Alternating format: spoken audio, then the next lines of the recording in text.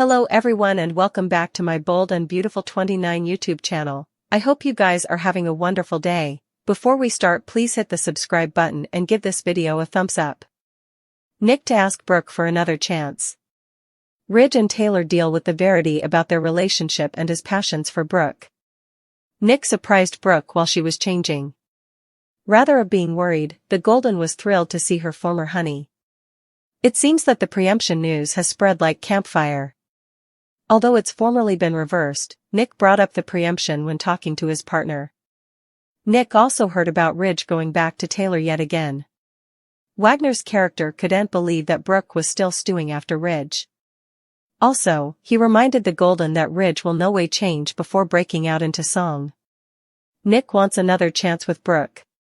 Indeed, though the two participated a kiss, Brooke hasn't given him an answer yet.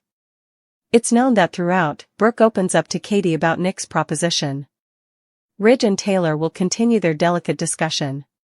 Taylor brazened Eric about whether he believes Bridge belong together. Eric and Taylor had their discussion intruded, but it seems she's far more secure than she admits or she wouldn't feel the need to ask. Also, when Ridge came home, Taylor kept bringing up Brooke and the showdown. Taylor wanted a direct answer to her question about Brooke. While Ridge is committed to Taylor, his heart still seems to beat for Brooke. At this point, Ridge hasn't admitted it yet. Still, this tough discussion between Ridge could open up a big can of worms. Also, once Ridge realizes that Nick is back for Brooke, effects could get indeed messy. There's also the situation with Hope and Carter. Nick sings a song to Brooke over with Taylor, she questions Eric. At Forrester Creations, Ridge hangs up the phone and growls, which gets Brooke's attention. There seems to be an issue with a silk order. The developer asks if she has tried on any of the outfits yet. The Golden hasn't but is sure they'll be perfect. Everything Ridge creates is perfect. Brooke loves watching him work. The only problem is she only gets to see Ridge at work, she says, well, for her eyelashes. The Golden asks him to come home with her.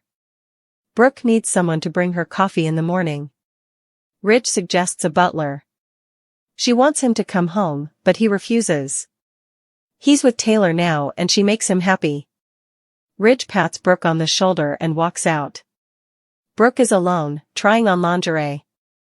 A man sluggishly walks into the room and manages to duck before Brooke sees him in the glass. Someone hides behind the glass and hands her a mask. The Golden thinks it's Ridge. Suddenly, Nick appears. Nick says some effects no way change with a chortle. I'd be kinda frenetic if my partner showed up while I was trying on lingerie, but moving on. Nick was passing through and wanted to say hello. Brooke is dressed now. They catch up really quick and business is good for Nick. He's having a special boat erected and they bandy Naples. Nick asks if she's happy because he heard Ridge reunited. Brooke says it's complicated. Nick suppositions it was about the preemption. He has connections and keeps tabs on the people he cares about. Brooke says she's fine, but Nick doesn't believe her. Nick is furious. Why does she keep going back to Ridge over and over and over again? Stop steering the boat into the eye of the storm, Brooke. Ridge isn't going to change, you earn so much better. Nick starts to invite Brooke and also breaks out into song. He thinks they were enough good together as flashbacks play across the screen. Also, they partake a long, passionate kiss. At Eric's house, he talks to Taylor about how his home is her home. Taylor appreciates it but doesn't want any pressure. The primogenitor is confused. Taylor brings up the looker. Was he transferring a communication? Does Eric believe Bridge's fortune? Eric is fond of Taylor. That doesn't answer the question. Taylor isn't insecure, but curious. Does Eric believe that Ridge belongs with Brooke? Having a soft spot for Brooke is admitted, but Eric cares for Taylor veritably much, too. Ridge interrupts and Eric decides to leave to see Donna. Taylor admits to Ridge that she put his father on the spot about Brooke. The developer insists that she makes him happy. It was Eric's idea, the brunette brings up. Taylor mentions the way that Bridge were gaping at each other. Do you suppose about her? Ridge skirts around the issue, but Taylor wants a direct answer. At Precipice House, Liam sits in the living room across from Finn and Steffi. Liam is feeling okay so far moment. The dying man set up an art program at the sand house. They talk about the academy being damaged from the backfires. Hayes enters, ready for the sand with Liam. Oh, I do get a good feeling from this. Hayes brought Liam a present, it's a robot.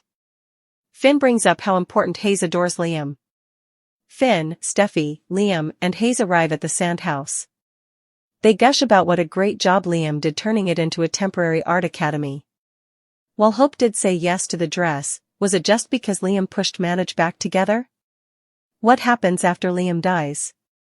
Will Hope still stay with Carter, or will she break his heart formally again? Luna intelligencers on Steffi and Hayes.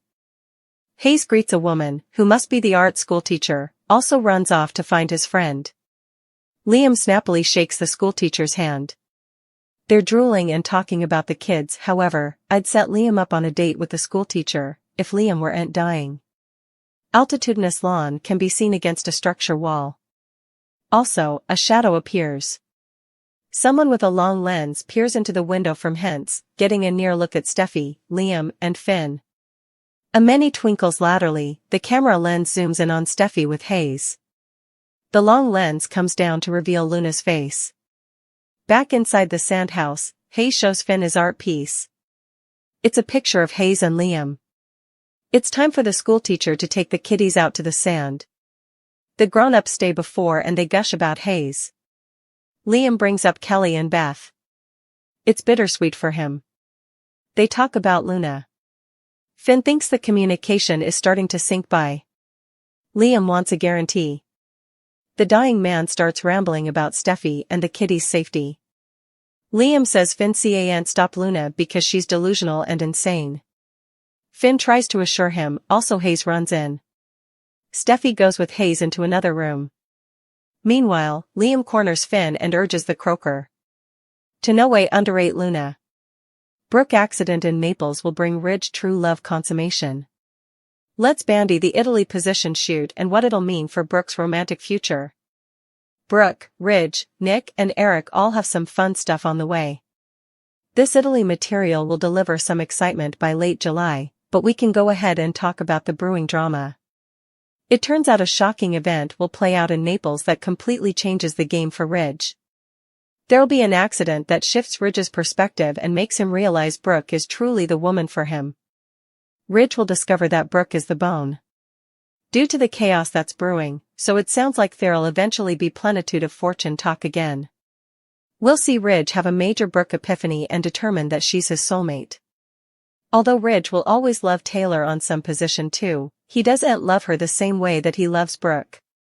That'll come clear to Ridge. Formerly Brooke lands in peril and he's maybe faced with the possibility of losing her. It should shake Ridge up and make him understand he's been fighting fate for far too long. There's been some buzz about Brooke taking a spill into the water nearly and demanding a deliverance. It's possible Ridge will be the one to save Brooke, but the better option might be if he's forced to watch Nick save her rather.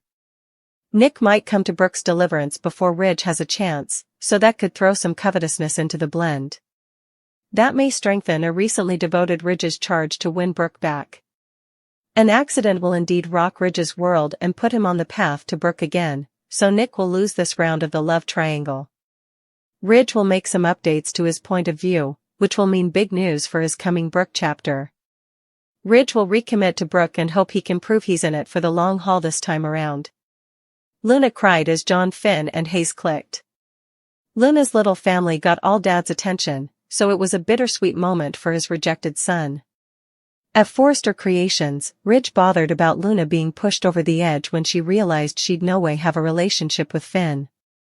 Still, Ridge claimed Steffi should call him or the police if Luna came back to the Precipice House.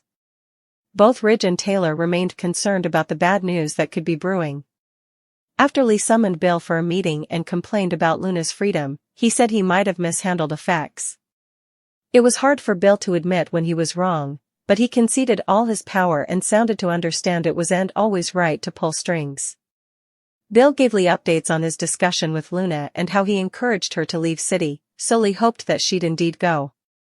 At Precipice House, Finn reiterated that Luna couldn't be in his life and prompted her not to call him dad. Although Luna protested on Thursday's B&B occasion, Finn stood his ground. Hayes got worried and came running out, so Luna ducked into the kitchen to remain unseen. Luna was still suitable to listen in on Finn's warm moment with Hayes, who was spooked over zombies and got consolation that they weren't real. Luna cried over Finn in doting daddy mode and got a regard of how effects could have been for her if she'd had Finn in her life sooner. After Steffi returned home, Hayes went back in his room to pick up his toys. Once Luna came around the corner, she spoke about the beautiful moment between Finn and her half-family. Steffi expostulated to Luna, calling Hayes that and aloud. Luna was out of line coming over there again. Finn made it clear that Luna wasn't invited and pushed her to see that they'd no way have a relationship.